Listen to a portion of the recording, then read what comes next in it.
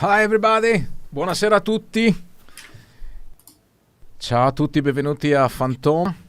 Hi Jeff. Hi, how you doing? How's it going? Ciao Ermanno. Ciao Marco, hi Marco. Welcome to FantHome. It's a pleasure to have here a very special and amazing guest like Jeff McEllain, and I let him to play immediately. Okay, please. Ladies and gentlemen, Mr. Jeff McEllain. All right, let's go for this one. Why not? Yeah.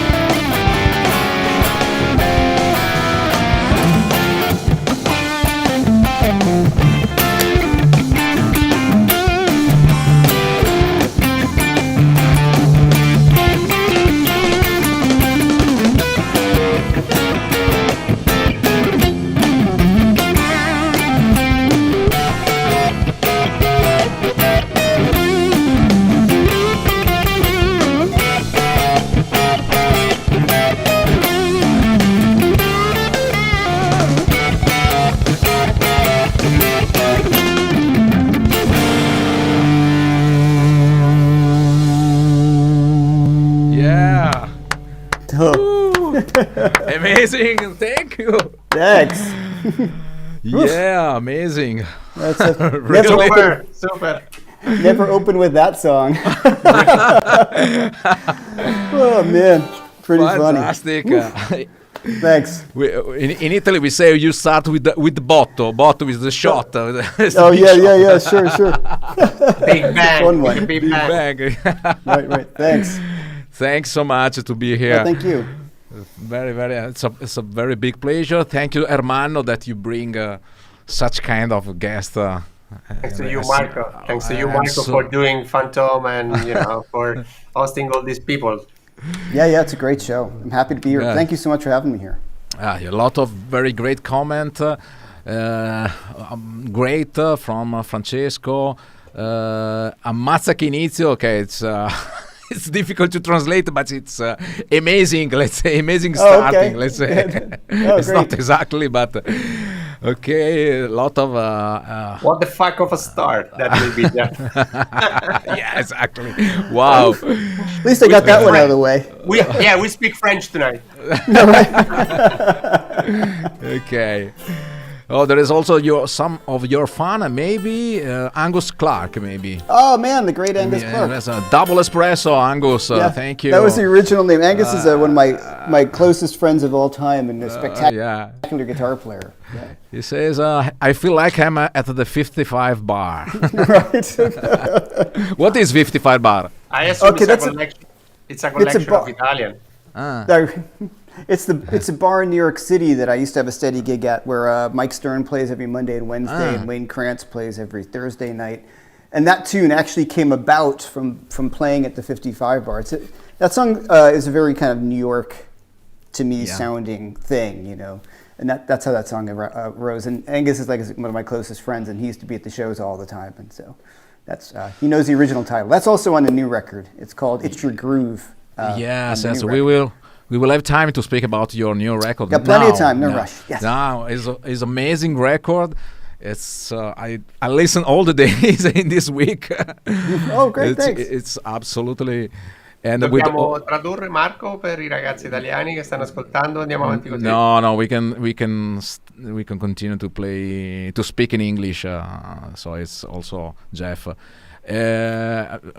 Just a moment, Jeff. Eventualmente, se voi volete fare le domande, fatele pure in italiano, che noi traduciamo, questo sì, però ecco, giusto perché anche Jeff possa capire, ovviamente, come sempre con gli ospiti internazionali cerchiamo di parlare in inglese, ok? Tanto il mio inglese è quello che è, quindi è molto maccheronico. Well, I like to start usually the FantHome where the guest introduce himself. So please, Jeff, introduce yourself. Who are you? Where are you from? Where do you live? And so on. This is your time. My time, okay. Jeff McErLAIN, and I am a guitar player from New York City. I live in Brooklyn. I was born in Queens. I grew up in New Jersey, but I've been here pretty much my whole life. And I don't know, I've been playing since I was a teenager, early teens. And ever since then, and I kind of knew from the very beginning that that's what I wanted to do for a living. And I took a lot of twists and turns in the kind of music I play. I'm mostly at this point known as more like a bluesy guy, but I grew up playing in metal bands. And big heavy metal fan still. And I did a lot of touring in Europe, touring like the 90s and early 2000s in a band called Liquid Hips, which was an offshoot of a band called Defunct, which you may or may not know. And we toured a lot over there and had an indie deal. That was kind of like around that time of that heavy, funky metal stuff, and we were doing that. And that was fun. Yeah, it was a great time. And then, just started just doing more stuff in New York, and then started teaching a lot. And you guys may be familiar with my True Fire courses and my YouTube page and all that. So that's the quick rundown. I went to music school. I went to Berklee College of Music. And I don't really talk about the music school part that much because you just play. You know what I mean? If that makes sense. Yeah. What was your inspiration? The main inspiration? David Gilmour. David Gilmour, yeah. Yeah. So I'm still to this day. I mean, he's one of my absolute favorite guitar players. Jeff Beck, I would say, if you like, he's probably my favorite. I guess you have to say if I have a favorite, which is impossible to say. I would say it would be Jeff Beck for how he continuously gets better. But when I was younger, when I first started, I have an older brother, so I heard a lot of music through him, and I have an older sister. But my brother listened to music a lot, and I got into like Queen and The Doors and Led Zeppelin and bands like that through him. And I discovered Rush myself, and then Sabbath and Ozzy and Randy Rhoads, and then Michael Schenker, who's a huge influence on me, and just started kind of going down that road myself. And then the jazzier stuff came in, like Alan Halsworth and Scott Henderson and people like that. So, sorry. And okay, very nice. And when you started to play blues, and you say blues is my music. Well, I've never said that. in as much as I love blues, and I really truly do, like, it's just a part of one of the things that I like to do. My records don't have any blues tunes on them, and that was kind of done sort of on purpose. When we could talk about the record with Robin, that was one of the goals. I love playing blues, and I would say I'm a blues-influenced rock guitar player. I'm definitely a rock guy in my heart. Fusion guitar player, as you could hear from that last tune, things like that. So I had not. That doesn't say I play blues all the time. I'm a blues fanatic. I love blues. But it's just like one of the things that I do. And then when I have, good friends like Matt Schofield, who's like, I'm a blues guitar player. Like, he identifies himself solely as that, and that's amazing to me as well. But like I'll tell the stories. I sitting with Robin, we were in recording, and he's like, "You're a rock guitar player, aren't you?" I'm like, "Yeah, pretty much." That's where the vibe comes from. So. But I do love playing blues, and a lot of my courses are blues-based, and that's because I think it's a great way to learn. And I don't want to sound like I don't play blues. I do lots of blues gigs, and I enjoy them as much as playing the rock gigs. Okay. But your blues is not only blues; it has many influence from the fusion, of course, and from rock. Sure. So. Please, friends, if take your time and listen the album of Jeff, because it's absolutely amazing. It's a very nice experience. Not only blues, but it's an expansion of the blues. There is everything inside of the album. So I asked to Ermanno to tell something about how did you meet Jeff? Jeff, why? Tell us something about. Your stories. The real or the fake one? Both. Let's say both. Let's decide yourself how to I don't start. even know if Jeff remember how we get connected. I do. I remember. You do? Yeah. Okay. Anyway, long story short, I was trying to improve my blues playing. Yeah. That was my goal. And I ended up with a guy. I don't think I need to mention the guy, but I mean, it's a nice guy. That's a common friend, Corey. I'm sure you remember Corey. And he was on a True Fire courses, and I was speaking with him, and I said, okay, I want to really improve my playing, and what do you suggest? And he said, I can connect with a friend of mine. It's life, so people connect with people. That's how thing goes. And then introduced me to this weird and strange man named Jeff McElrain. I mean, I can say, hopefully will confirm that we started bonding immediately. I mean, in a certain sense, it was a great connection. I got a lesson from Jeff, which I really suggest to everyone because he's an amazing instructor. I mean, it's interesting. Yes, he's really amazing. I mean, and don't be scared about the way he plays because he's an amazing player. But trust me, as an instructor, he also is an amazing instructor that can take anyone from, a very basic level like myself or whatever, and take you really to the next step, because that's the amazing job that Jeff can do. I mean, clearly there are a lot of courses out of Jeff. I think he's still the top selling instructor on True Fire. But I mean, not just that. I think getting, Just to know Jeff, I think it's an experience, first of all. Really, I'm not kidding. It's a great person. It's a great person, a lot to give. I mean, and really, Jeff was my first introduction when I came back to, doing something in music. I mean, it started us playing together, and I started, discussing with Jeff idea that I was already running on my mind at that time, the festival, and a lot of other things that we did together. And I should say that Jeff was really amazing because, he took me to other people. Then we expanded the network.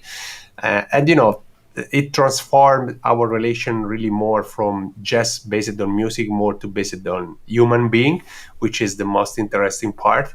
I mean, you also have some Italian background, for sure. Well, not me personally. Exactly. Yeah. I mean, and so that's the way I started, knowing Jeff. Then, when I was spending more time and living in Toronto, as you know, Marco, I mean, then, we decided to meet together. We spent time together, went out for dinner, start talking and chatting, and went all over the place. And then, I still remember it was an amazing experience, the campus with you and Robin Ford. Mm-hmm. We did a 3-day camp together, and that was a, best time of my life, I should say, and not for music, trust me. Because it was fun. Yeah. I mean, it was totally fun. I mean, we can discuss, and if everyone is interested, maybe in the future, if Jeff will do a camp, and we will discuss. He did a master class in Italy while he was here. I mean, it's an incredible experience that I can suggest to everyone. So, and Jeff really became, hopefully I can say, best friend of mine.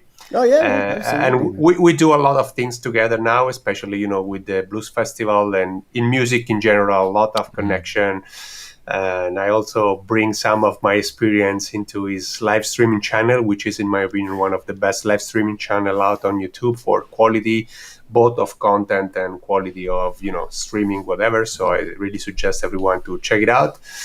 And yeah, it's live. You expand network connection, same way more or less that I introduced Jeff to you. Very, very nice. Also, there was a comment from Nicolas Garbi, is in Italian, but l'animo di Jeff traspare mentre spiega. So, how can we translate? We can translate very easily. I mean, your soul and the kind of human being you are, Jeff, it comes out even when you're just watching True Fire courses. That's what the guy's saying, Nicola. Wow, thank you. Thank you very much. That means a lot to me. Thank you very, very much.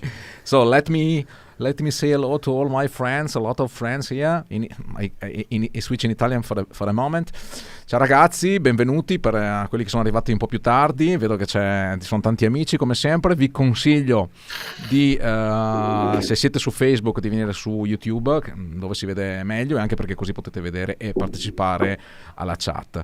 Ok, so switch in English again, and I think is the time to play another song. Sure. Okay. Play a blues. So how's that? Yeah, absolutely. Yeah, let's play blues and let's discuss a little bit some of your blues experience. Maybe we can share experience of Jeff. Not that this want to be a lesson, Marco, but he can share some trick with some of the guys. I bet you have a lot of guitarists here. Yes, of course. He's a guitarist. Maybe you wanna shut down your mic, Jeff, while playing? Yeah. All right. Yeah. Just remind to turn it back on. Yeah, we will remind you. Don't worry. 1, 2.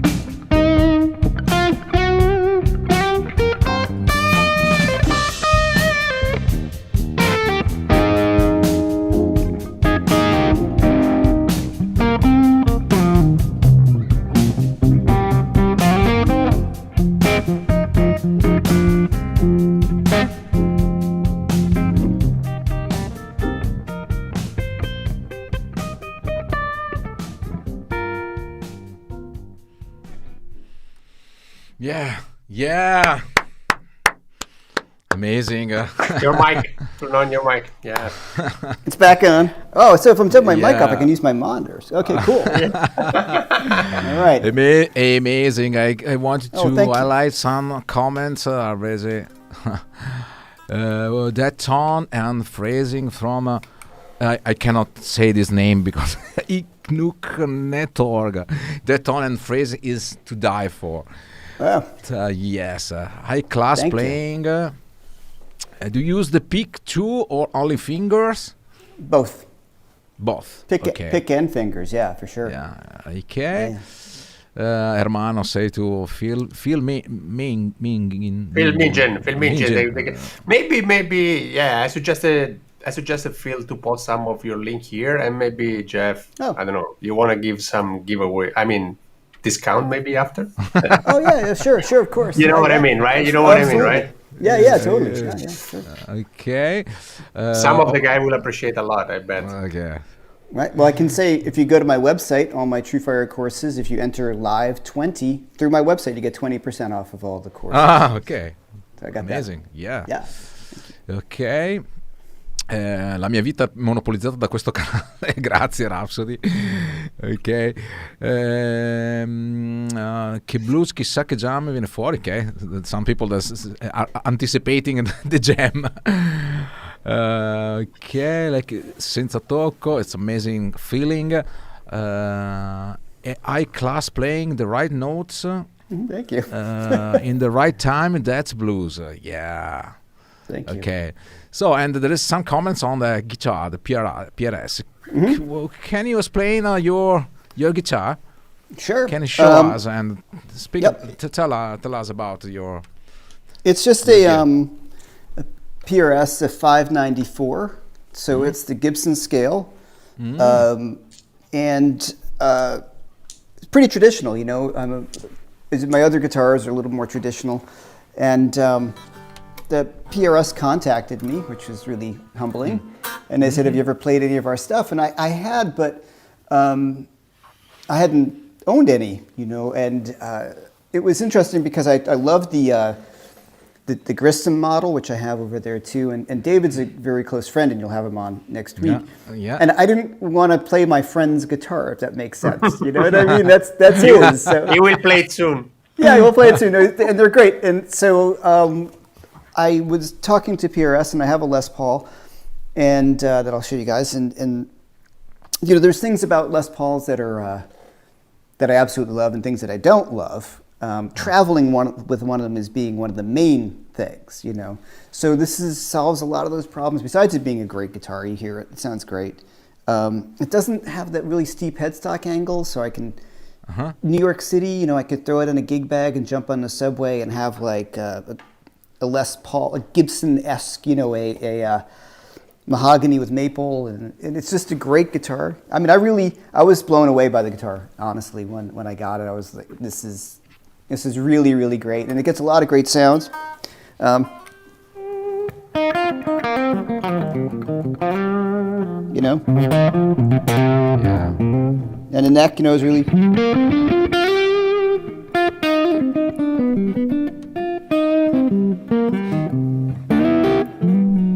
You know, it's just a spectacularly good guitar.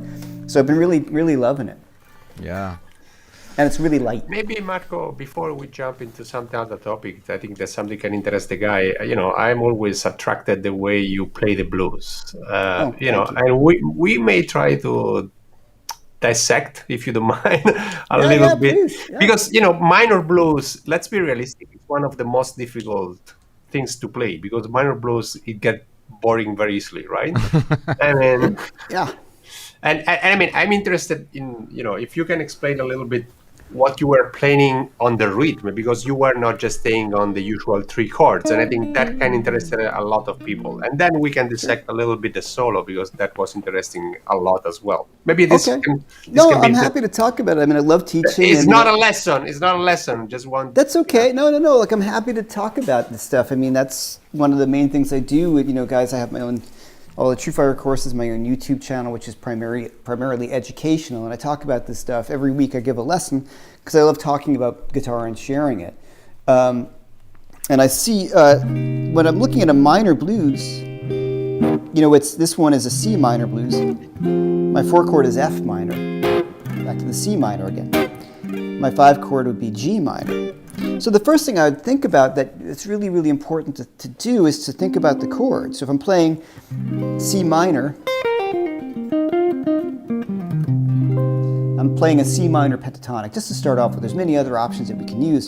C minor e Do minore per chi non segue. Cioè, okay. And the C minor 7 chord, if I played that, is contained right inside my minor pentatonic scale. Right? And if we want to expand a little theoretically, but people get, when you mention the word arpeggio, I think people get really nervous, like, oh no. So if you play a minor pentatonic scale, You have the arpeggio. you're already playing an arpeggio. You're playing technically a C minor 11 arpeggio. So you would have the root, the flat 3, the 4, which would be your 11, the 5th of the chord, the flat 7. So basically, if I just, let me just use my looper for a second, hold on. Let me just give you just a little kind of cool example. So if I'm just like,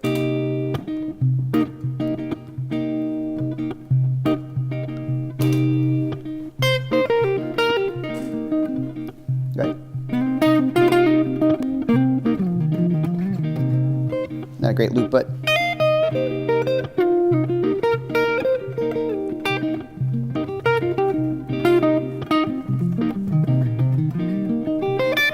nope. I added extra notes.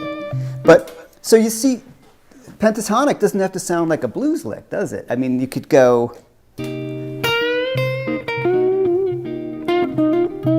which is great, right? Yeah. But I can do, or just an arpeggio.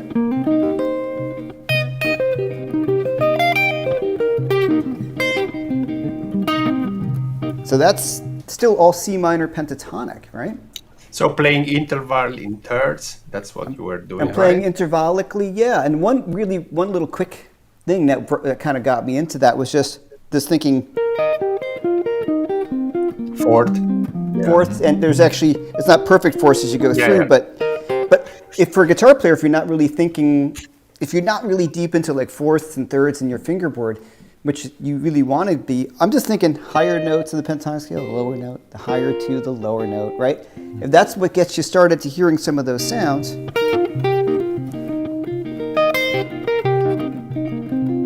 right? Right, so mix that in with the blues.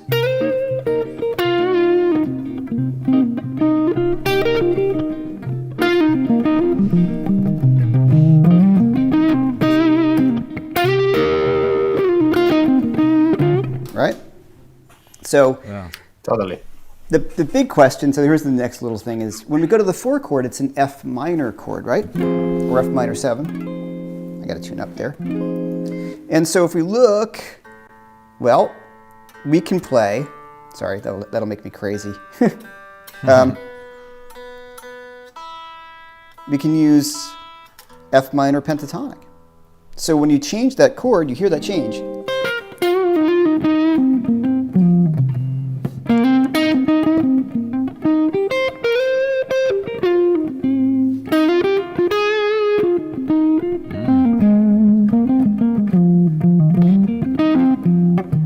So you hear the change, right? So just by minor third. The minor yeah, third. I went to the F minor pentatonic scale, and that, if you look at the notes, I just added in this A flat, which is the flatted third of my 4 chord. So if you're just getting into it and you want to make these chord changes and you're not really so sure of your arpeggios, you can just play that minor pentatonic scale over it and accentuate the note that is different from your C minor chord. And that gives you that sound, you know? Right?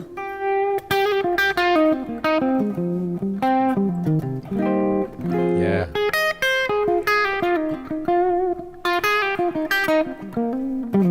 That's the 1. And so what about the 5 chord?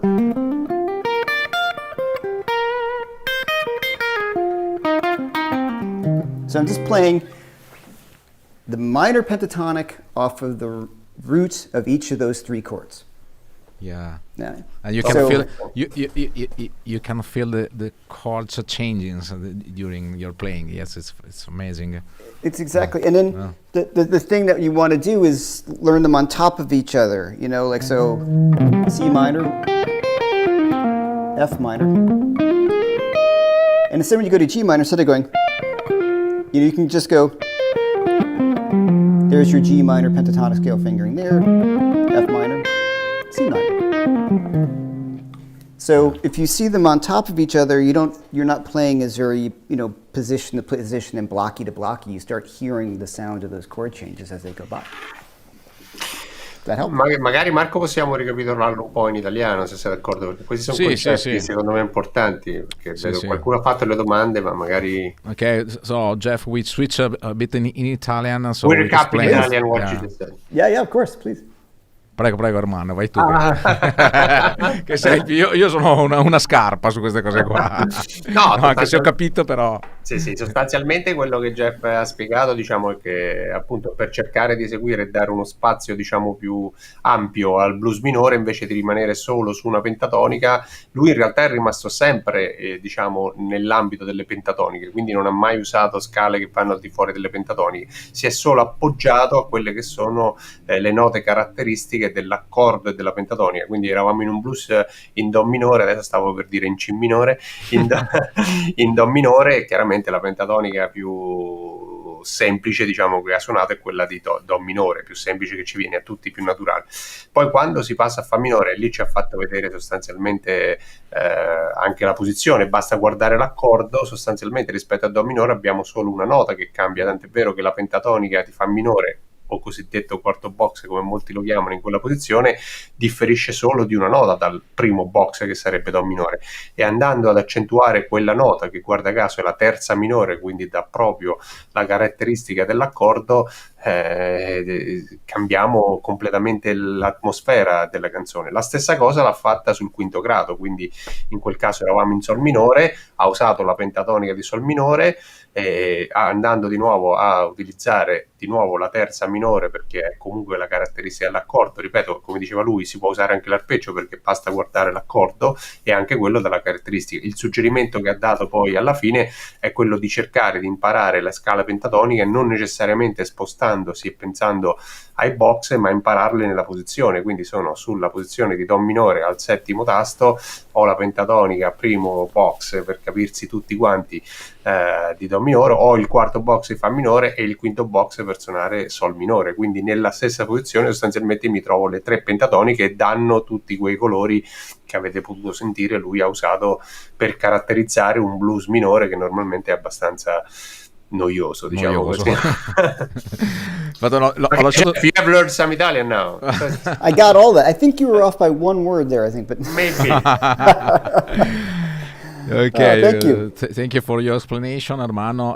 I don't want to explain because I know nothing about this. I only play with without any theory behind. So You sound great.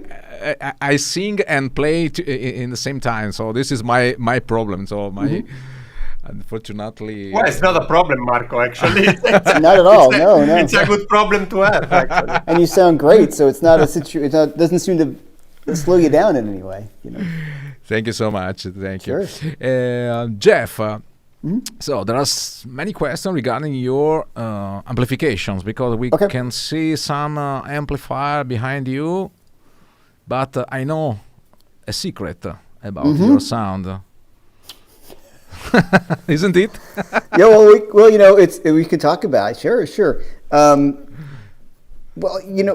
a big fan of anything that works for me. In the situations, I look at amplifiers and everything like this as tools. And you're finding the right tool for the right job. I'm a Two-Rock endorser, friends of the Two-Rock, and they're my absolute favorite amps. And I've got an old Marshall, which you can kind of see right over here. For live gigging, I absolutely, those are my go-tos. And they're spectacular. But what's funny, what I'm using today is the FM3, which There are some people are absolutely scared. A bluesman that play with a digital modeler. Well, I've used digital modelers forever, and if we're really honest, as opposed to we wouldn't lie, this is a digital modeler. Yeah. Yeah. So I find it was very funny when I started working, I got the FM3, and you two people right here are two people who were really instrumental in me actually getting an FM3 because I wanted to kind of I had some plugins that I really enjoyed using. I'm using them all the time. But what I really enjoyed, I just wanted to take it to this next level. I had tried the fractal stuff years ago, and it wasn't quite there yet. It was excellent. It was great for heavier things. Like heavy metal guitar sounds. Yeah, exactly. But the sounds I'm playing right now, it didn't quite get there for me. And none of the Line 6 stuff did. The majority of the TrueFire stuff you hear, especially from the older ones, that's all Line 6 stuff, So I've learned to work with modelers because in the right situation, they're spectacular, So I had watched, Ermanno was kind of egging me on to get one of these because I'm doing a lot of live streaming. Because I wanted one of these as well. Marco know that I was looking for, and then, Jeff is my, mentor in a certain sense. So we were chatting about that. Right. I have a good friend in Australia who has been playing these forever. Johan Allard, who's been playing the fractal stuff for years, and always been like, you got to get one. And then I saw your channel, and I watched some of your clips and how easy it was to use. And Leon Todd, I checked out Leon's stuff, who I think he does just such great work, as do you. And I was, that thing sounds pretty darn good. So I'm friends with Buddy Gill, who does, Austin Buddy. And he's been trying to get me to play these things for years. So I got the FM3 and I have the FC6.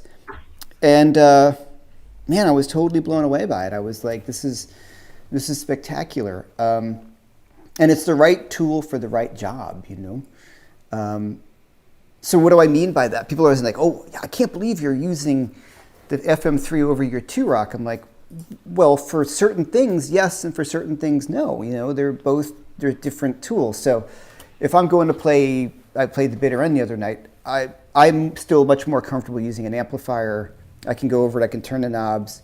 In a New York situation, and most of the situations that I end up playing with, there's someone like Robin, it's a different stage each week. There's never any rehearsal. We didn't ever rehearse. We did a sound check and played the gig.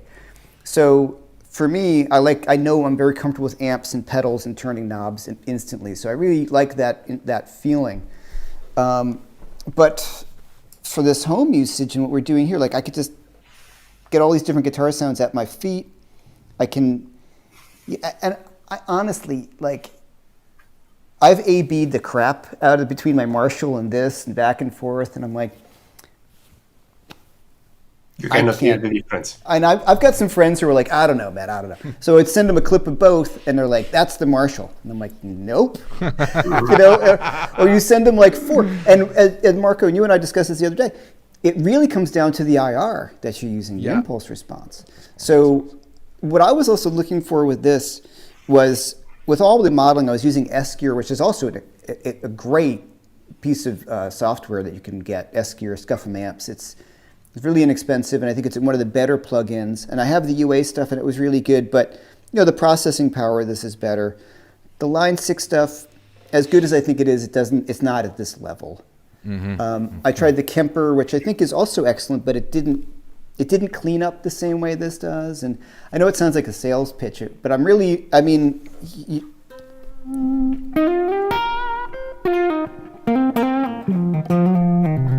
here's the big thing I love about this too. If I switch up guitars, you hear the difference in the sound of the guitars like you do with a good amplifier.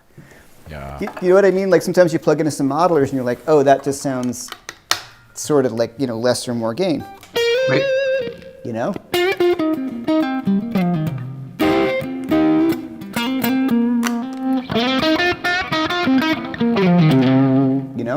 Yeah. So, and then, I could send my friends patches and send me things. And then as a professional musician, if I'm doing session-y things or recording for people, it's all right here. And people listen with their eyes.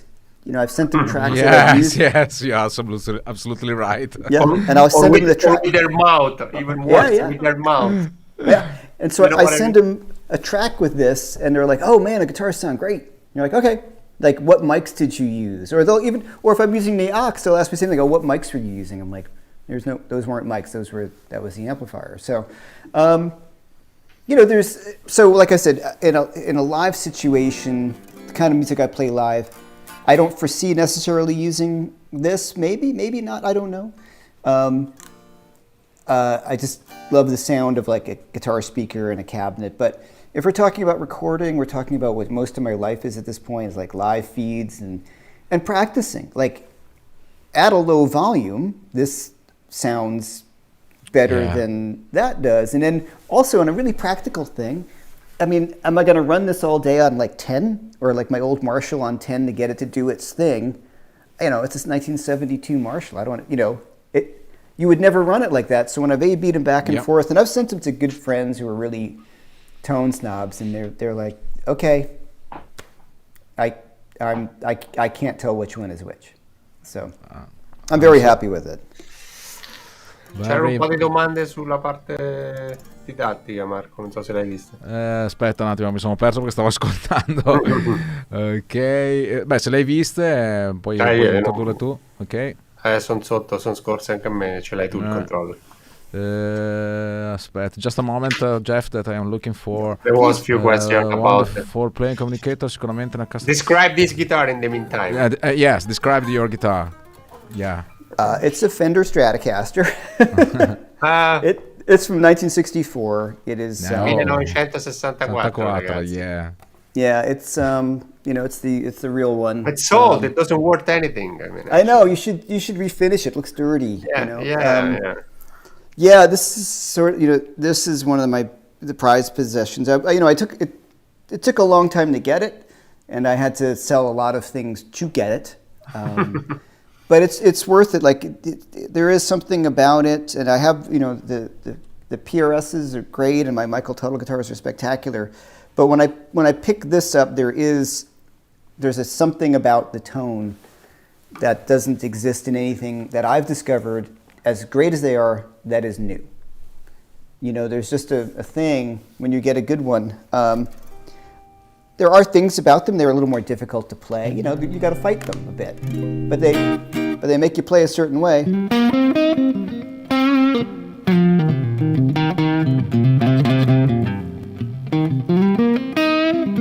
Right? No. Playing a lot in C right now. Yeah.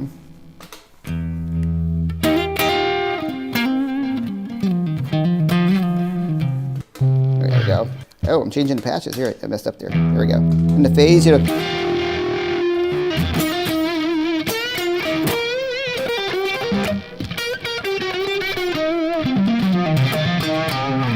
Yeah, they got a thing, for sure. Totally. Yeah. Yeah, there's some question from the Dr. Smith. Hey Jeff, speaking of position in minor blues, isn't the first Aeolian and the first Dorian and the Frisian? Yeah. Technically, yes, but don't ever think of it that way. Mm. And the reason why is you want to think about the chord. Mm-hmm. The chord is everything. If you can outline the chord, every other note just doesn't really matter. You know, as long as you're resolving to those chord tones. So think about, technically you're correct, and theoretically, Dr. Smith, you're totally right that it would be Aeolian to Dorian to E, C Dorian to F Dorian, or C Aeolian to Phrygian. But no guitar player I know thinks that way. I'm thinking C minor, F minor, and G minor. That's all I'm thinking. Is easier to also to me. Right. Well, the other stuff is these are things that get in your way to mess you up. Mm-hmm. You know what I mean? If you overthink it. So, for instance, if I kind of go back, do I still have that loop going here? Hold on, let me see. Yeah. So I can go.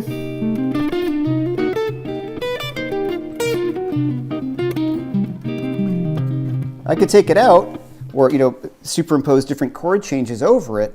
But what I'm thinking is, as my resolution, I'm thinking notes of C minor.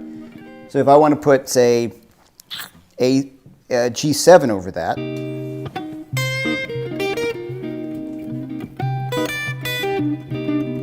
right?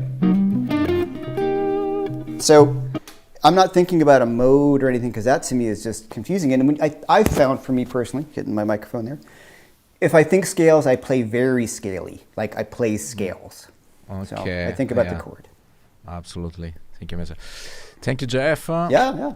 Thank you, Jeff. It's a fantastic lesson, expansive pentatonic scale, Marco D'Ambrosio. Thank you, Marco. Extensive, I think you mean. Extensive, Okay, yes. thank you.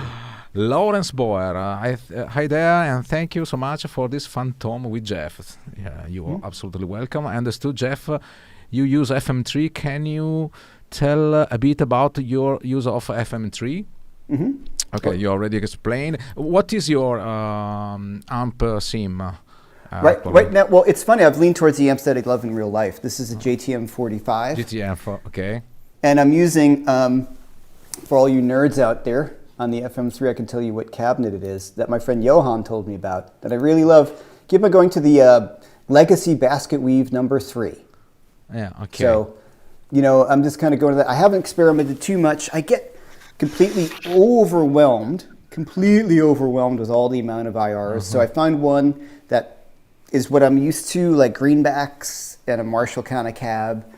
And then I just worked everything around that. Now, also, I'll design it around, if I want to get like a sound of a Princeton, I will try to create the Princeton. But I'm not I'm a mid-level tweaker, not a super high-level tweaker. At some points, I kind of go like, okay, enough. I just want to play the guitar because I could be here for hours changing this or that, So. Okay, but you say it's very important things that the important is to play the sound and to create the sound with the. Not with the eyes, because too much people use the eyes to tweak it. It's absolutely necessary to use your ear. Absolutely. Your ears, yeah. And like for instance, when I use the aux and the 2-rock, the settings on the aux are completely nothing like what they would be in a real life situation. Like the aux for the cabinet I'm using, I have to turn the bass way down, and live I might have the bass more. So I just put it out of my head that I just go by ears. I turn the knobs and whatever the ear is, right to my ear is what I'm going to put it to, Okay. Film Engine says, okay, please don't forget thumbs up for today's video. I really miss a lot of the YouTube world. Thank you, Phil. Thank you so much.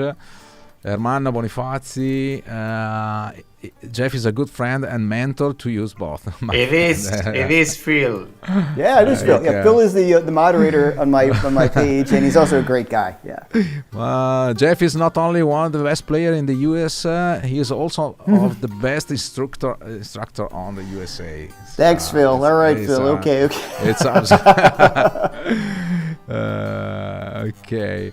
Gianpietro Collavini, he follows your True Fire training. Yeah, courses. Thank you very much. Okay. Something about Marco, Andy, and Rob. Okay. No, we are speaking. We are joking because we have also a Gasflix. We named Gasflix show when we show the very old vintage guitars from 50, 52, 57. Gibson. Okay, now let's take out that. Yes. You have on your left, actually. Yes. Let's take out that other stuff. We want to see it, Jeff. Yeah. All right. Well, you know what? Yeah. That's the one. That one. Yeah. How old is? 53. 53. Yeah. Del 53. And it has a nice provenance as the word, Yeah. Where is this coming from? This used to be Robin's, so if you watch a lot of videos of Robin, I know he did a bunch of tours in Italy with this guitar. Era la chitarra di Robin Ford. Yeah. He used it for years, and like I said, we haven't spoken about it yet, but he and I are very good friends, and I would stay at his house and just play his guitar. And I'm like, man, I love this guitar. So He was, I don't think he loved necessarily P90s, and Robin's always searching for something. He's got his Telly, which is his main thing, and the Epiphone. And he was going through Les Pauls, and he just said, hey man, I know you're looking for some old guitars. And I toured, a friend of mine let me borrow a 57 conversion on the road, which is super nice of him, of course. And I loved it. And then I was trying to see if there was a way I could buy it from him. It wasn't a real 57. It was, cut up, but it was still sounded like it was. And then that didn't pan out. I think he really started liking it because I started playing it and thought how good it was, and then he decided he didn't want to get rid of it. So, and then Robin just called, hey man, I'm thinking, this other guitar I really want. How about you take that one? And I was like, well, so we worked it out. It was once again one of those situations that it was a big stretch, but I'm really happy that I did it. It's a beautiful guitar, and it means a lot because we did a lot of work together.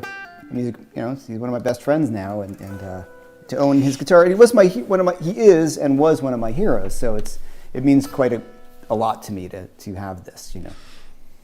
I know that Robin will participate to all of the songs of your last album because Can you tell us something about your friendship with Robin? Sure. I picked him up hitchhiking one day. No. Here's how it started. Well, we had met a few times here and there over the years through guitar workshops, but we didn't become friends. And then it was at True Fire that the owner had said, hey, we got Robin Ford to sign on to do some courses. And I said, I put myself in a situation. I said, you got to let him do the same course he always makes. And they were like, what? And what I mean by that was he didn't answer all the questions I wanted answered in his courses. Like, he was left to his own devices, and he's a great teacher, but I wanted to know certain things, and so True Fire said, okay, well, you're hired. So I co-produced his first 2 courses, and we took a long time. We sent out mailers to people to see what they would want to ask Robin, and I put it all together, and then I had examples from songs. I'm like, okay, in this song, what do you think of this? What do you think of that? And what were you doing here? And it was kind of fun. We first met, and he was like, these are really good questions. And I said, oh, thanks. We did them, and then we just kind of hit it off. We played a little bit, and it was funny. He was like, oh, so you're a player. And not like a guy who just works there. And then we taught together at the Montana Crown of the Continent Guitar Festival. And we just started hitting it off. And then he was doing his guitar dojo, and he called me up and he said, hey, it turns out like one of the guys couldn't make it last minute. His other teacher, I forget who it was. Was it? Might have been John Jorgensen or someone like that. He's like, would you be interested in doing it? I said, sure. And then I ended up bringing a lot of people too. A lot of my students came, and it just became a really great thing. And he and I work very well together in terms of some of his weak points. Like, I've taught a lot of workshops. I know how to put them together. I ran the jams. So it all just kind of worked out. It worked out very well, and we just enjoyed each other's company. And then just became better friends. And one day he just called me up and said, hey man, you want to do a record together? And I was, sure. So I was honest. Yeah. If you got that call from Robin Ford, you want to say no? Yeah. Totally. So that's what happened, and we did the record, and we had a relatively short period of time because he was going on tour in Italy, actually, in Europe. This was about 2 years ago, the last big tour he did over there. So we had a very short window of time to record. So he wrote half the songs, I wrote half the songs. He plays on everything. And so it's kind of like a duo record, honestly, but he wanted it to be under my name for a bunch of reasons. One, because he's awesome and just said, this should be your record. And also, he has to put out his record, so he can't call it, he has to work out how he releases things with the labels, and there's all the kind of contractual things. But his name is full on it, and he was totally behind it. And then he took me out on the road with him for 2 different tours, which I thought was really amazing of him to do. the solo on the first songs was Robin playing, right? Yeah. With Yeah, with the octave, right? No. On the first. Yeah, it's your thing. Well, that's Yeah, the very first solo on the record is actually Robin. I took the second one. Yeah, it's your group. Where you were accompanying you. Yeah, exactly. Yeah. Dominating. Yeah, that's the title. Sorry. Cioè il solo che abbiamo ascoltato nel primo pezzo che hai sentito, quello con l'octave, quando lui accompagnava, è Robin. Sì. L'ho ascoltato bene. No, lo dico per i ragazzi, quindi per i ragazzi, per chiunque sta seguendo, insomma. Ecco, se non l'avete fatto, sorry Jeff. We are promoting your records and saying that, andate a ascoltare Now, che è l'ultimo album di Jeff, veramente ne vale la pena, anche perché su tutti i pezzi c'è Robin Ford che suona, quindi veramente sono delle chicche incredibili. There is a question of Marco D'Ambrosio about the vintage guitar. And Jeff, have you ever had trouble with using live vintage guitars? And do you use live vintage guitar for live, or you keep at home? I kind of keep them I keep this one at home. Just because of the how delicate Les Pauls would be. But I remember traveling with Robin, and he would have this in just a regular old gig bag, and he'd put it overhead. And I'm like, waiting for it. And his attitude was always like, well, you didn't buy it to not play it, did you? And I really appreciate that. So the Strat, I'll play live for sure, because it's, I mean, it's not heavy. It's, it's hard to break a Strat and I bought the guitar to use.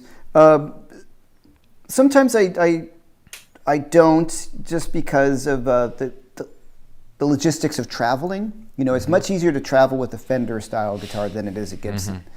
Like when I did the Umbria Blues, I always brought my Strat, my Michael Tuttle guitar, because it's always in tune. It's it's great, and if it gets destroyed, I get another one. You know what I'm saying? Like, as an old, but I would certainly travel with the old guitar again, as long as it was with me, Okay.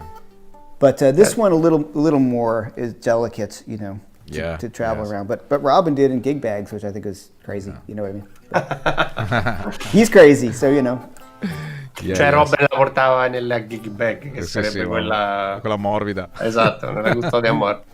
Mamma mia. There is a question from Lawrence this could be interesting regarding the digital model. Jeff, in methods of input response, you'd rather use the IR of the speaker you have in the real amps, or just the IRs that your ears tell you to use?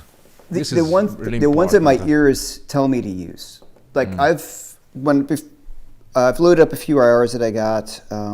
I don't normally like vintage 30s, just generally speaking, for blues and the music I play. But I found a great Bogner 212 IR with vintage 30s, and so it's whatever sounds good. The only thing I would recommend is it's very easy to get overwhelmed, and then your ears get fried. You're like, I don't know anymore, so you need to stop.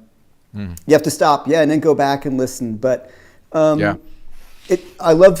but for instance, like I love the G12 H65s, which I have, the True Rock's version of those, which the speaker that Robin uses, and the Dumbles, and I love those speakers, but I haven't found an IR that gets that sound really great for me yet.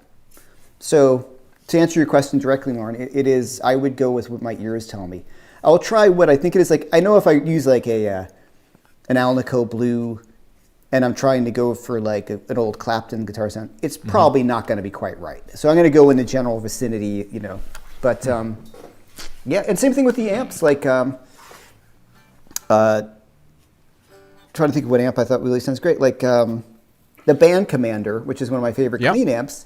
I just am not used to trying it, and I was like, let me give it a shot. And I'm like, wow, it's this is great, And so it's all your ears, and that's the most important thing. Most important thing is always set your amp by your ears. Always set your pedals by your ears. Always set an IR or because it doesn't matter. It just doesn't matter, because the things that vary wildly, like my Marshall, will sound different than my friend's Marshall, because it's just it's a different amp, Yes, absolutely agree with you.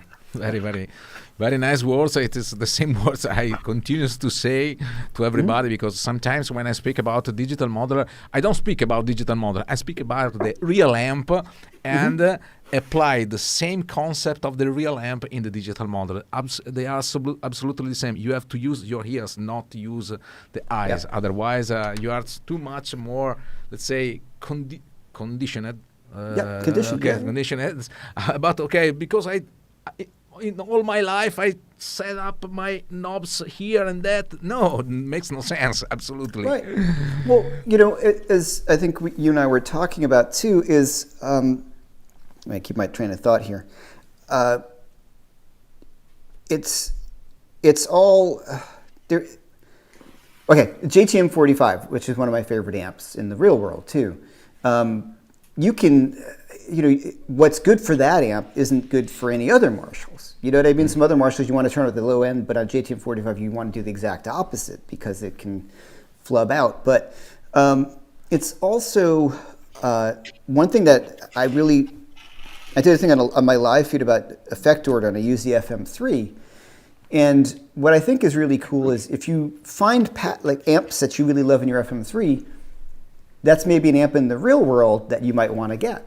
If those are the amps that you're leaning to, I've had some students say that to me. They're like, "Oh, I really loved The Friedman. Right, the Friedman, right." And then so I went and bought a Friedman. Right, yeah, right. I went and bought a Friedman, and I've had a Friedman, and it's really, really close. The only thing I haven't, just to be honest, because I haven't gotten what this sounds like yet, my T-Rock Bloomfield drive, because there's no model of that amplifier in here. And so there's some stuff that's going on with that I would just love to hear. But my Marshalls and the Fenders, like, it does a great job. And of my friend Angus Clark is still here. He tours with the Trans-Siberian Orchestra, and it is all fractal stuff. Okay. Okay, thank you so much. So I think it's time to play something else for us. Okay, Can you play something? Okay. I think I can. Let's play something slow. It is from the album, or is something No. I don't have a lot of those tracks as background tracks, and some of them, like the last one, went on really long because it was live. Yeah. And I'm like, oh yeah, where's the cue? I don't know. We were in the room, and all right, let's play a little slow blues. That'd be fun. Okay. Switch off the microphone. Oh yeah.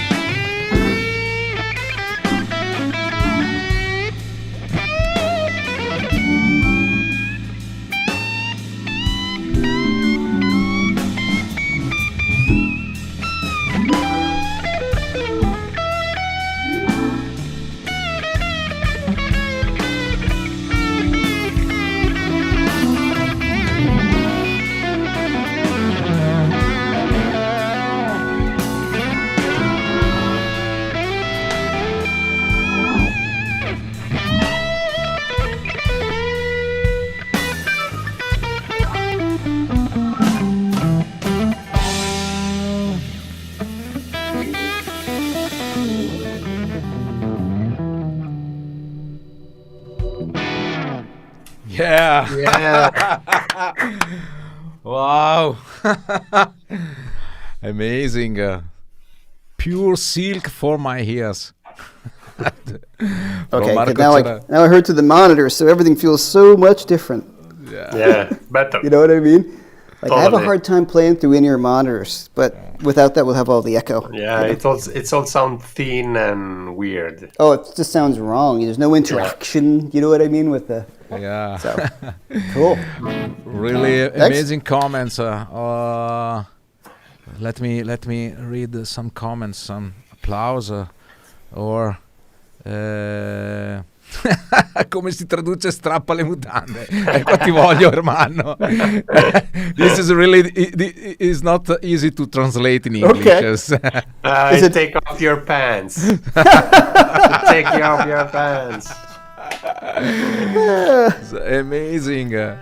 Well, it would be nice to say to a girl. I mean, Oh, thank you very Yeah. much. There is also my friend Maurizio Tarozzi. Ciao Maurizio, come stai? And it's my colleagues. Thank you so much. I'm on all the way. Yeah. Questo suono. This is playing. Oh my God! Absolutely, absolutely amazing from Francesco Asuni. Thank you very Thank you, much. Francesco. Thank you. And this comment is this tonight we will touching some really important peaks. Yeah. Very Thank high you. peaks. It's pure silk from my ears. Okay. Thank you, Marco. Okay. I Marco could play that Bello. stuff all night, you know.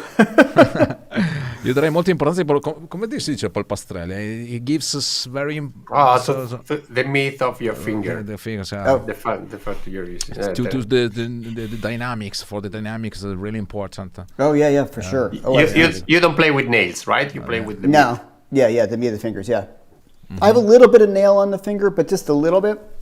I sometimes like it for the, Okay. Stay flat. Yeah. Someone feels some influence from Buddy Guy, isn't it?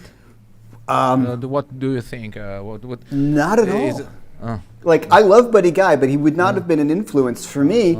If you want to talk about blues influences, we could talk about this for sure. And I love Buddy Guy, don't get me wrong. I mean, I love Buddy's singing especially.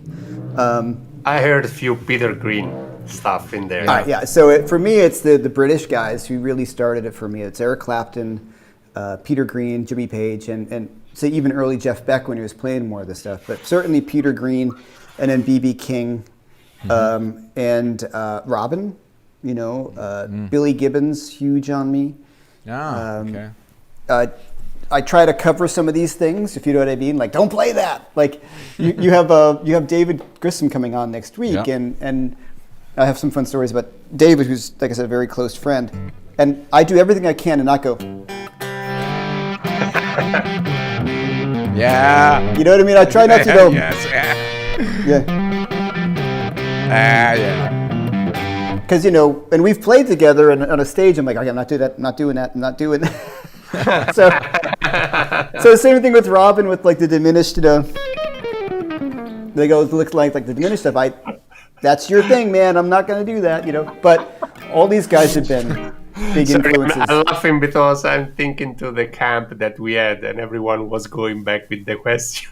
What about the diminished scale? What about the diminished scale? What about And Robin and I are like, well, why didn't you play a pentatonic scale first? But Peter Green, I mean, the very B.B. King.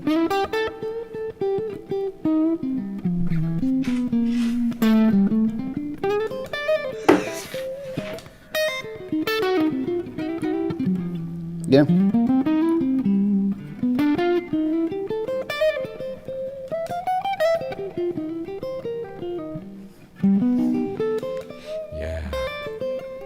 That kind of stuff like that. It's just real big, and Billy Gibbons, I just love, all that kind of,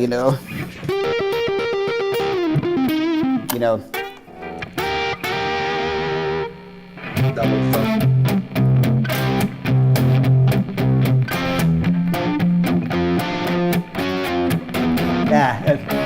Yeah, but it's live. But all that great, what am I thinking here? Oh yeah.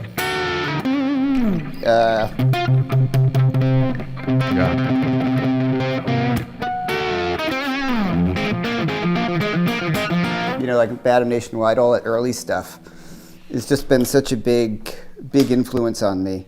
So going back, a question, Jeff. Going back to a little kind of lesson or teaching.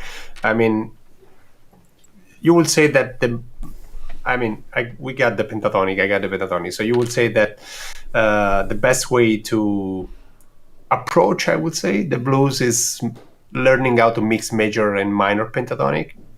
Just to get out of the rule of just playing minor pentatonic. You know what I mean? I mean, when I was hearing you, I heard a lot of those. Yeah, well, as I've said before a little earlier, when I was no. No, let me translate in Italian first, because I think this will be interesting for many people.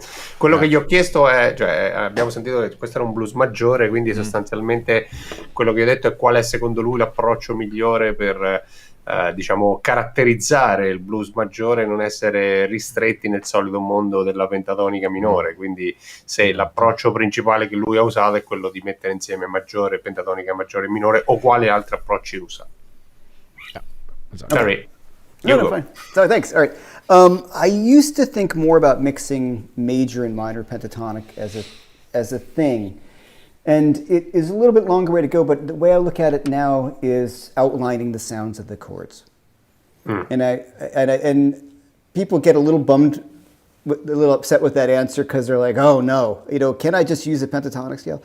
There is one way you could do that. You could use a major pentatonic scale on the 1 chord and a minor on the 4 and the 5. Let me give you an example. Okay, let me translate first because I think this is important for everyone. Yeah, Quello che ha detto sostanzialmente è che sì, lui diciamo ha iniziato e il modo principale in cui pensava era di mettere insieme pentatonica maggiore e pentatonica minore nel blues. Poi chiaramente nel tempo si è evoluto pensando più al cambio degli accordi.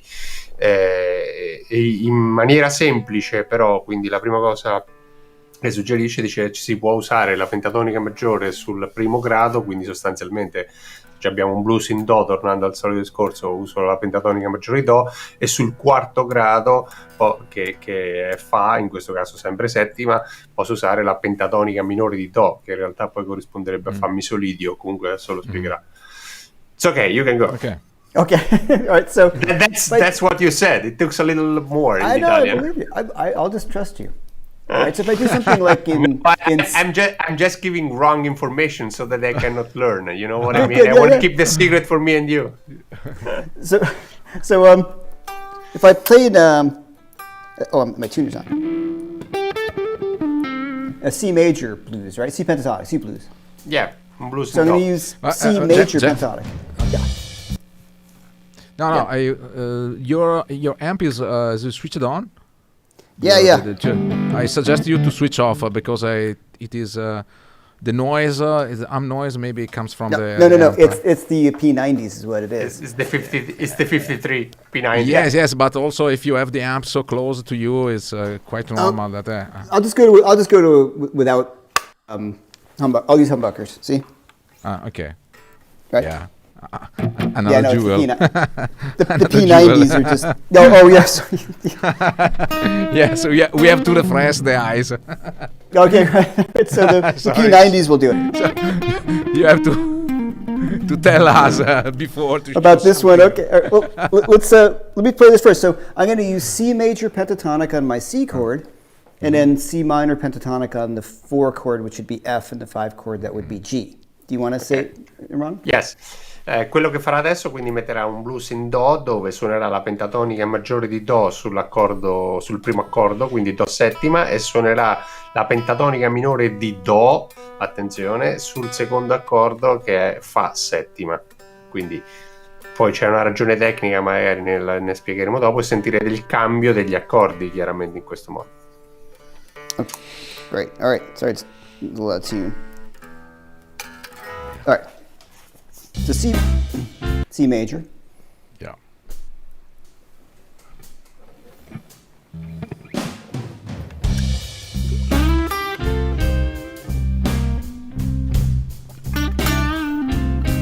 Pentatonica maggiore di do. Yeah. Yeah.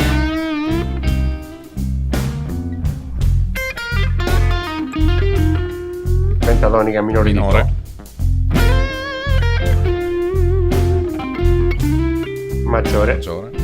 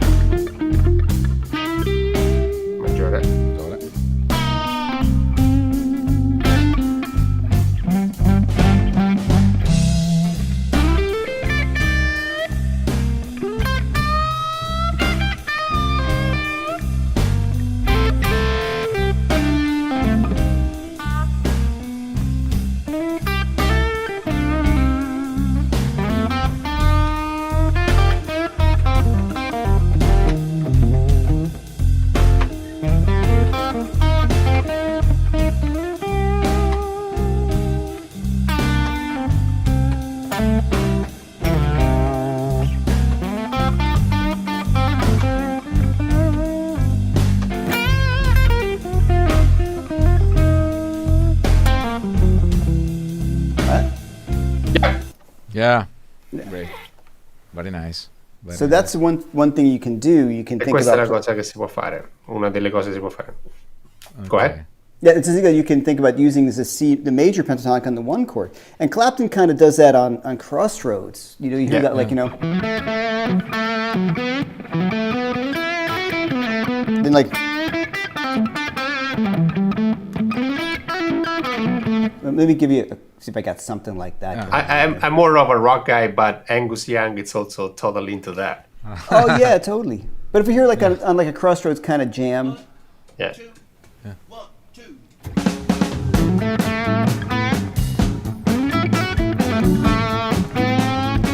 Clapton, chorus Yep. note.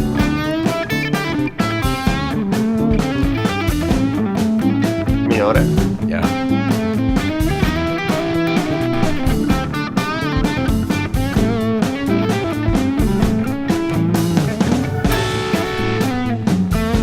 Right? Minor.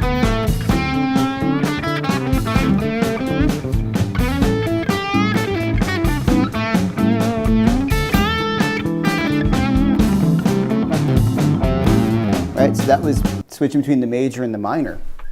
That's one way to start it off, but I'm still in my own head thinking, my chord changes, at this point. Ok, cioè il passaggio successivo è pensare, come ha spiegato prima per il blues minore, anche nel caso del blues maggiore, al cambio degli accordi. Esatto, che è quello effettivamente. È anche più facile, it's easier to remember because you think about the chord and you think about the scale. It's easier. Instead to think about the different scales like Phrygian, Aeolian, or and so on. So it's yeah. Okay. Bad Boy asked, what about the blues note in a chromatic way? Yeah. Oh, I love it. Okay.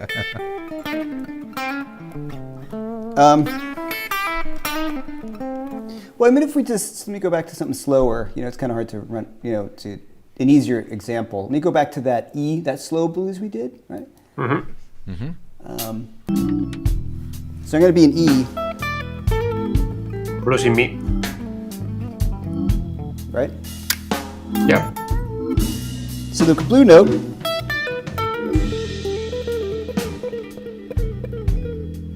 Yeah.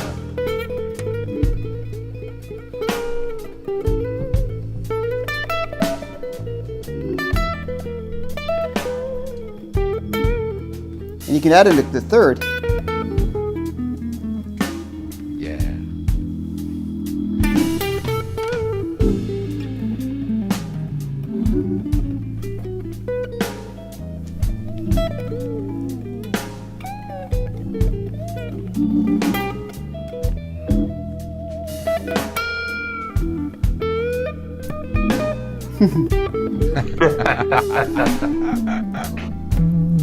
So the blue note again.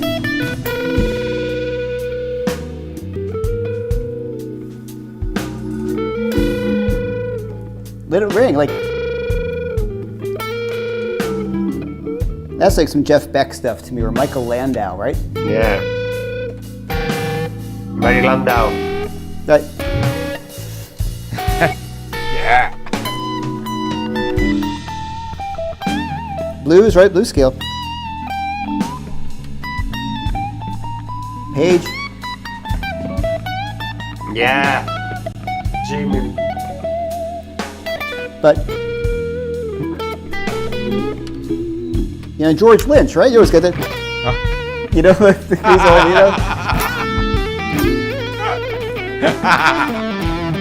yeah, all the other metal stuff coming out, right? So,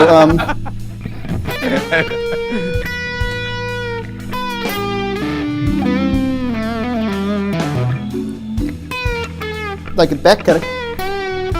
Yeah.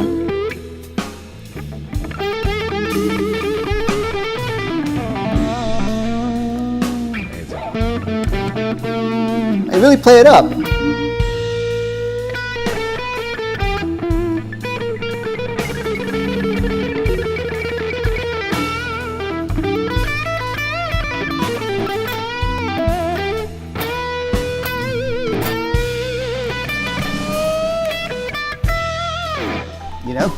Yeah. So you can really Amazing. cut it. Oh, thanks. We are at the blues note in New York. At the blue note. The blue note. Yeah. So really just kind of play it because it works, and if you play it long enough, you buy it, right? If you play it with conviction, so watch.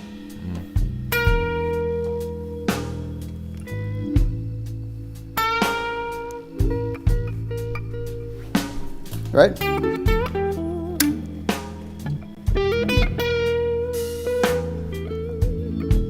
See what I mean? So it's really kind of, if you sell it, it works.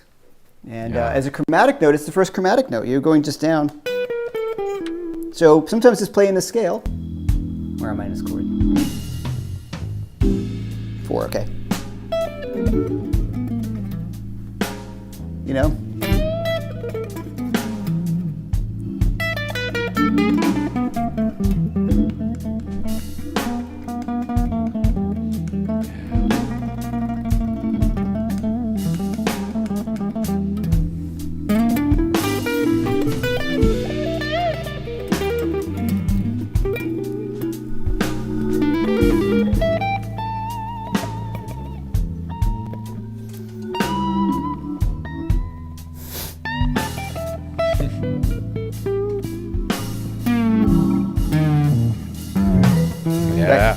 Yeah.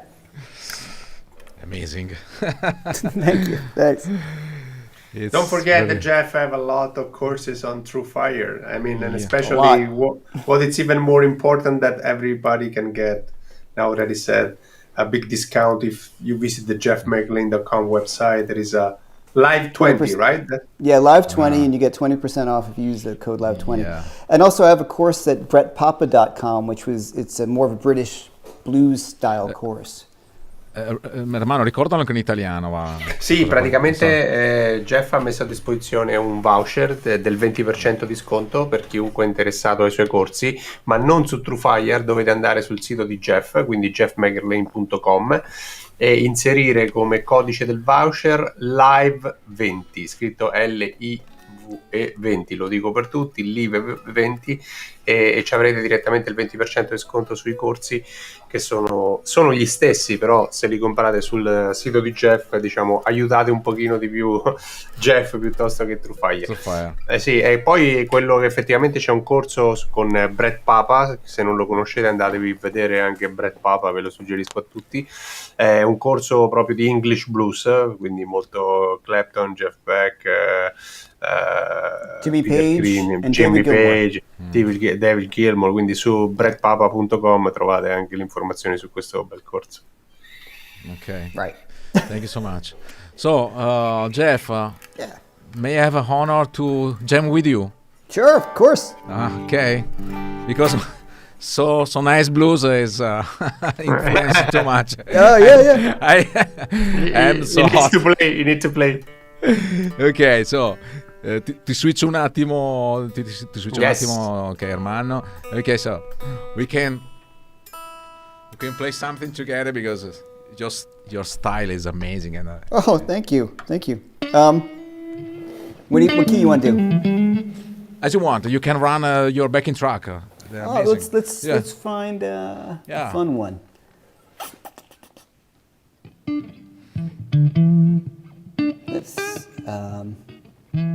This one's fun. Yeah, let's do like a little more up tempo, like this. See? Yes. Okay. Yeah.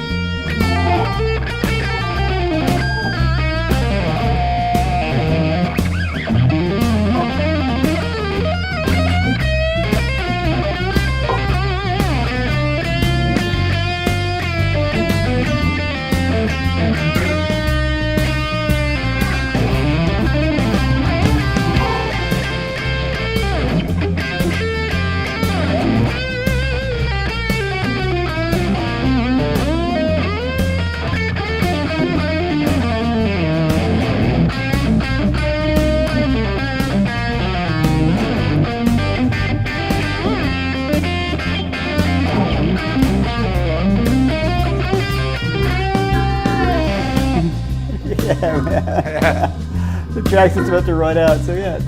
There we go. Oh man, that was killing. Yeah, thank you so much. Oh man, my pleasure. You sounded great. Yeah, Doing some shredding there, doing some ripping there. There are someone tells that I'm using immediately your suggestions and your tips. Oh, and you got Quincy's on here. Hey, Quincy, what's up, man? That's the one that's impossible. Marco is killing it. Love it. Yeah, we got Cody. Yeah, man, great job, man. Yeah. Thank you so much. Thank you so much. Okay. So, Jeff, when you come back again in Italy? I hope soon. Well, let's ask that guy over there. As soon as everything opens up, you know. Ermanno, when will... È una bellissima domanda, rispondo in italiano, nel senso che, come sapete, Jeff, lo dico in italiano. If you don't mind, I say something in Italian, Jeff, about, you helping with Umbra Blues and you being a guest at Umbra Blues and masterclass and everything, and then I'll recap it for you.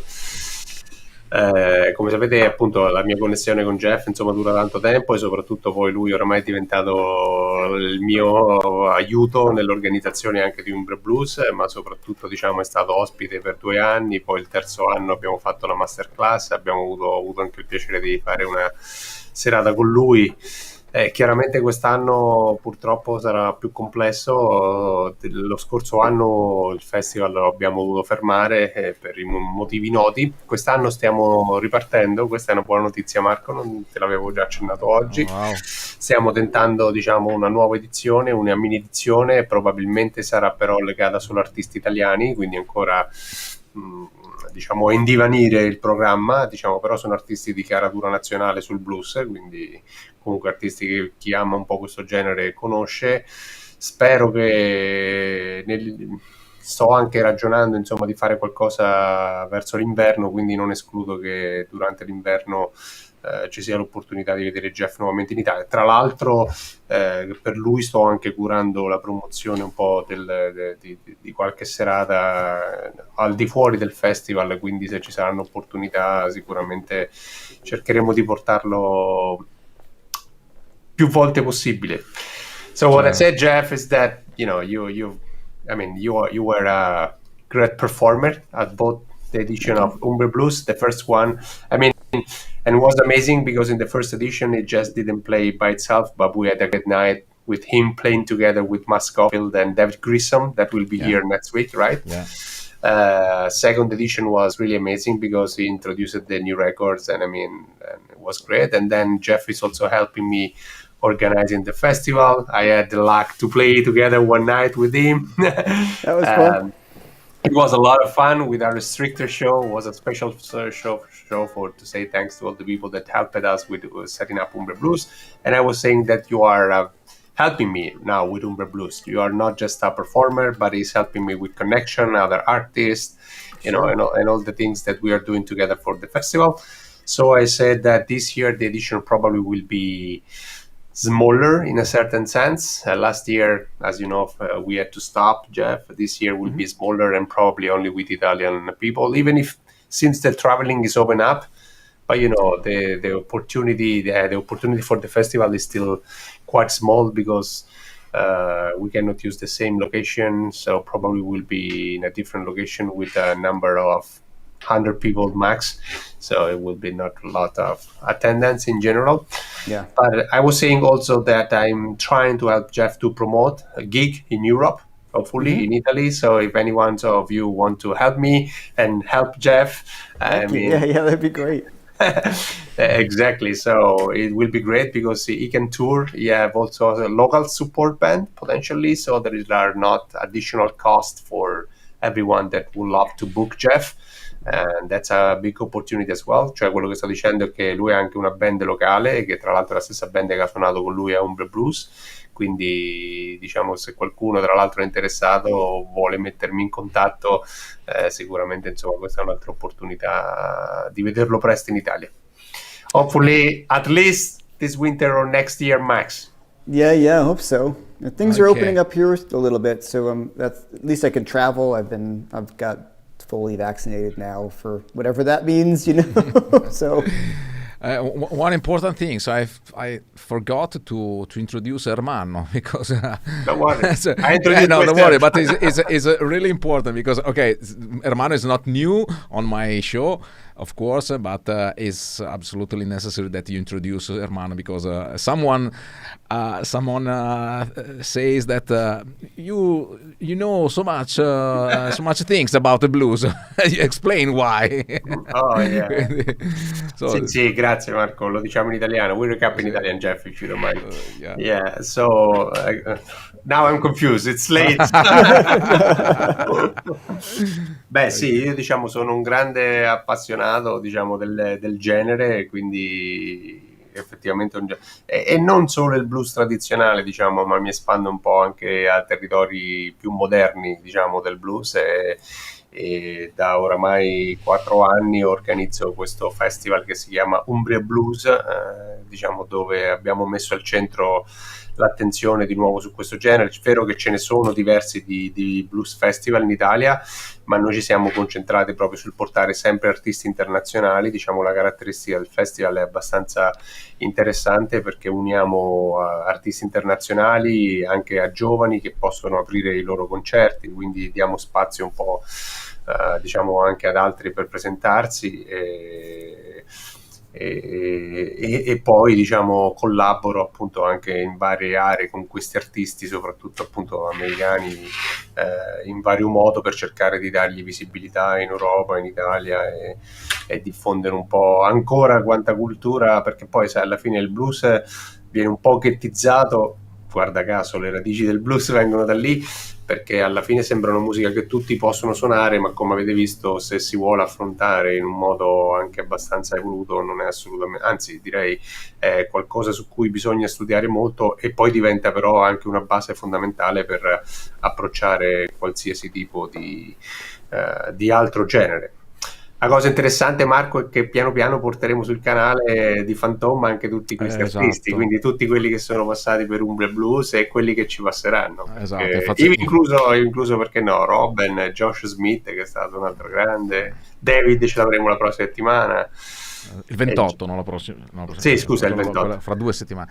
No, infatti io devo ringraziare Ermanno perché grazie a lui che insomma ho potuto ospitare. Thanks to Ermanno that Jeff McElrain is here, of course, and also David Grissom and also other guests, quindi altri ospiti prossimamente. Quindi grazie alla competenza e la conoscenza e la capacità organizzativa di Ermanno, la pazzia, e poi insomma Ermanno è anche il mio consulente personale per quanto riguarda lo streaming, perché è grazie anche a lui. Jeff, anche di David, anche di tanti altri. E grazie a Ermanno che insomma che tra l'altro se ne intende parecchio. Infatti la prima volta che l'avete visto nel mio programma è stato proprio relativamente al come realizzare gli streaming, quindi è veramente una persona estremamente competente e ovviamente di blues ne sa parecchio.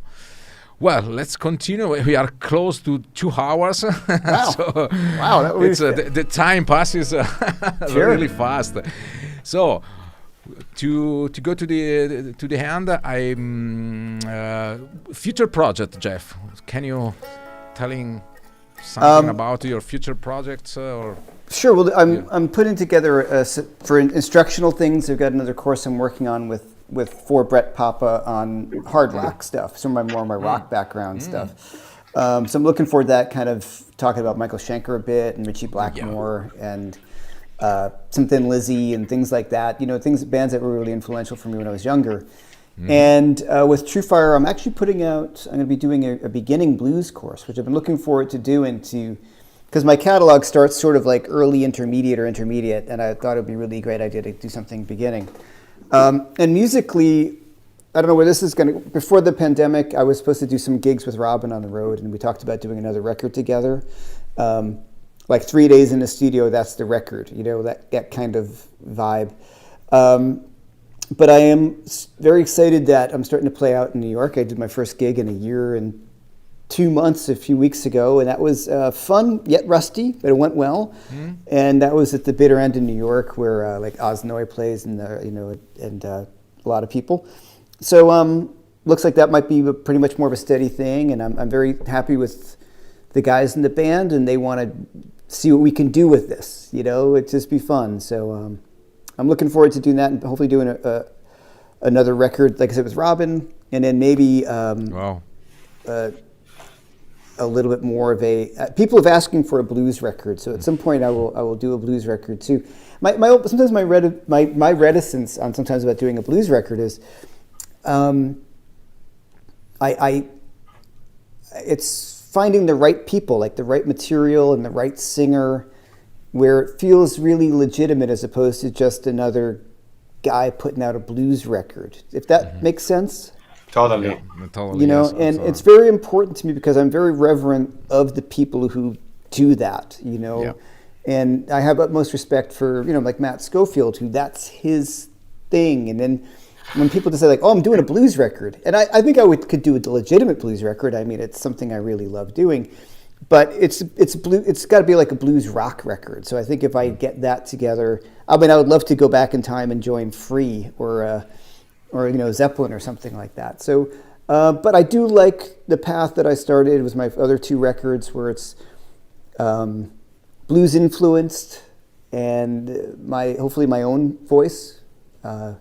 And I find, as much as I love playing blues, I have my own voice a little more in my own music. If that makes sense. Totally, it makes sense. Yes. Yeah. Absolutely. But- Thank you so much. Oh man! But thank you so much. Yeah, and I'm Thank looking you. forward to that. Yeah. Thank you. It's a pleasure to have you here, and Oh, I'm so honored to be here. This Thank you night so it much. was really amazing, Oh, fantastic. thanks. We Thank have you. lessons. We have very good music, nice music, amazing music, and what can I say? We can finish with the last song. Is possible? Sure. Let me see what I can pull up here. Yeah. I got a million tracks. Let's see what I want. Hold on. It's live. Hold on. Yeah. No problem. All right. So we're gonna like fade out on this. Is that what's gonna happen? So I can turn on my speakers, right? Yeah. Okay. Hold on. All right. I think I got Remember the something fun here. microphone.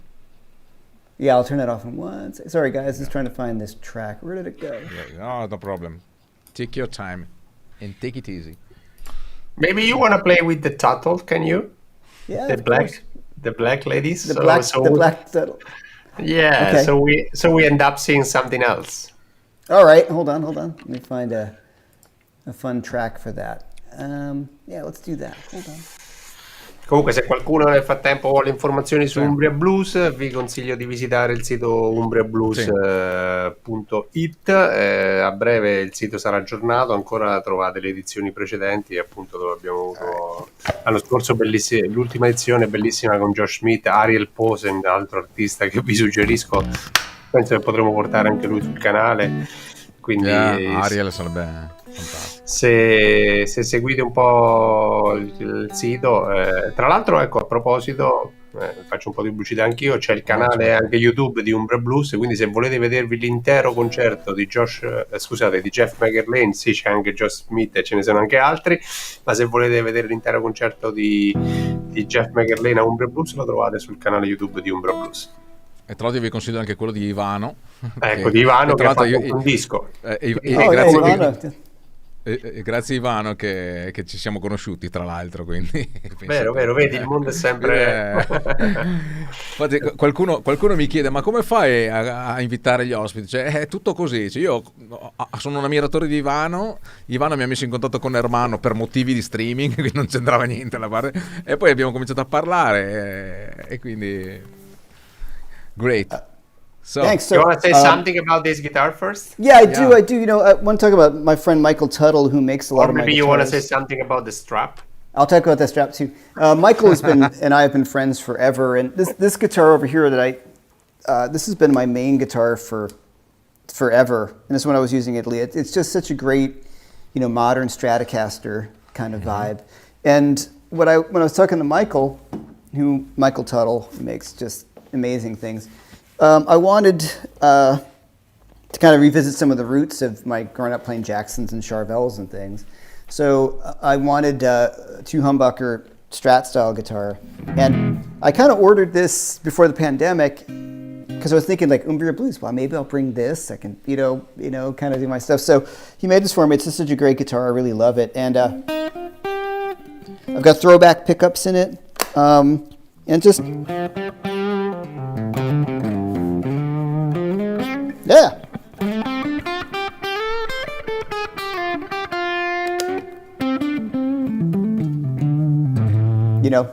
Little flubby in the wrong. You can't dial that up. But it's just such a great guitar. He makes some really great stuff. It feels like you've been playing it your whole life. Those kind of guitars, very comfortable.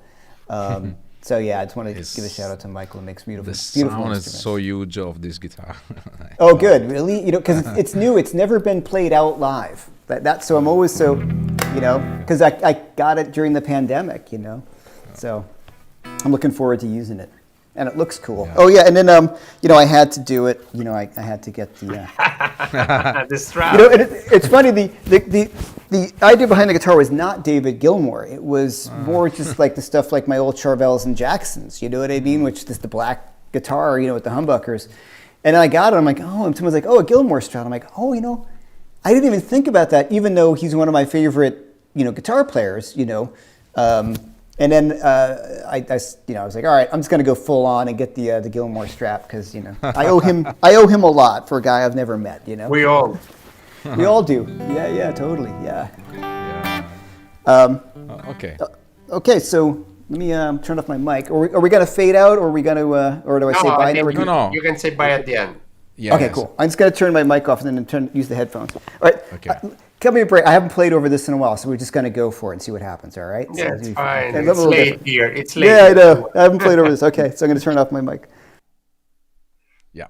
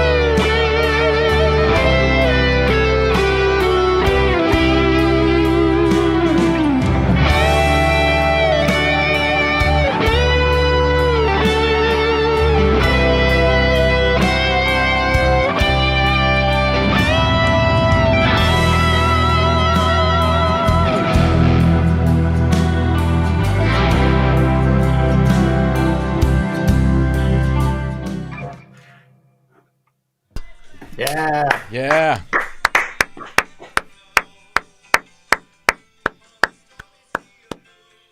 Okay, I'm back. That was. Can you hear me?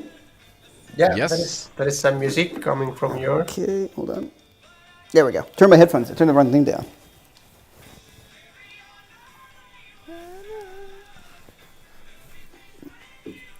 It's you, the music? I'm hearing Kansas somewhere. It's Marco? No, I'm not. Where it come from? That's I so don't know. weird. It's not me. It's not me. What's it? Anyway, What's we that? like it. Yeah, it's not me either, right? Okay, I no, mean, it's me. It's me. Sorry. yeah, I'm hearing. I don't know. I don't know. Left why. overture. You know, I don't know how it's possible. Kansas. that's pretty funny. Left overture. Yeah. Really strange. Okay. Thank you so much. Thank you so much. Great song, Jeff. Great Next night. episode from my Brett Papa course on David Gilmour. So I'm talking about harmonies and things. So that's where that track is from. Thank you so much. Thank Thank you. you. So much. Amazing song, amazing playing, amazing sound, and amazing night. I'm thanks. really proud from you and Ermanno. And thanks so much, Ermanno. Thanks so much to Jeff to be here. I'm really honored and so proud of my shows, and thank you so much to all viewers and all followers. Very nice comments, very nice questions, and very nice participation of everybody. Grazie a tutti ragazzi, siete stati veramente splendidi, bellissime domande, belli interventi, serata veramente incredibile. And as we mentioned before, David Grissom will be with us on 28th, in May 28th. So another great night with amazing guitar players. So, thank you very much to everybody. Have a nice weekend. Thank you, Jeff. Thank you, everyone. Thank you, Marco. Thank you, Ermanno. Okay, so now I run the outro, and please, Jeff, stay with us, stay online, that I say hello Ciao, grazie. again. Okay, so see you. Ciao, ciao. Ciao, ciao. Ciao. Ciao a tutti. Ciao.